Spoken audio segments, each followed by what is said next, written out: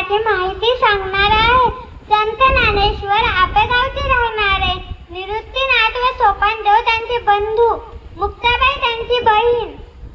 त्या काळचे कर्मठ लोक त्या मुलांना संन्यासी म्हणून नावे ठेवत. त्याचे कारण त्यांच्या वडिलांनी संन्यास घेतला होता. त्यांनी घर सोडले होते, पण गुरुच्या आज्ञेवरून ते परत घरी आले.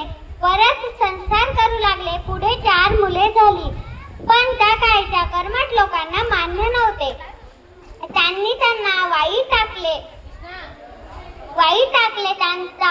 त्या मुलांचा खूप छळ करत होते. ज्ञानेश्वर एकदा भिक्षेची झोळी घेत गावात गेले, पण त्यांना कोणीही भिक्षा घातली नाही. सगळीकडे वेडे वाकडे बोल ऐकावे लागले. त्यांच्या बालपणाला खूप दुःख झाले. ते आपल्या झोपडीत आले. झोपडीचे दार बंद करून आत दुःख करत बसले. ज्ञानेश्वरांनी मराठी भाषेतून ज्ञानेश्वरी हा ग्रंथ फार मोठा लिहिला. धर्माच्या ज्ञानाचे भांडार लोकांना खुले करून दिले.